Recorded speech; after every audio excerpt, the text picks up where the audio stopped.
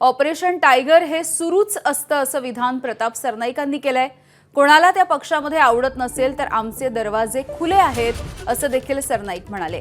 आम्ही 40 आमदार शिंदेंच्या सोबत आलो, पुढे काय होईल हे सांगता येत नसल्याचं देखील सरनाईकांचं म्हणणं आहे।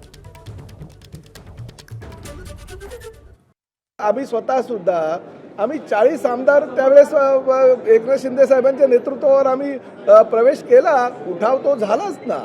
त्यामुळे भविष्यामध्ये काय होईल हे आता सांगता येणार नाही, परंतु त्यांच्या पक्षामध्ये त्यांच्या नेतृत्वावर जर लोक विश्वास ठेवत नसेल, लोकप्रतिनिधी म्हणून निवडून आलेले खासदार किंवा आमदार विश्वास ठेवत नसेल आणि त्यांना जर एकनाथ शिंदे साहेबांच्या नेतृत्वाखाली शिवसेनेमध्ये जर यायचं असेल तर आमचे दरवाजे त्यांच्यासाठी उघडे आहेत। शेवटी स्वर्गीय शिवसेना प्रमुख बाळासाहेब ठाकरे यांच्या विचारांना मानणारी ही लोक सगळे आहे, त्यामुळे पहिला त्यांना प्राधान्य आम्ही निश्चितपणे भविष्यामध्ये त्यांनी तसा विचार केला तर देऊ।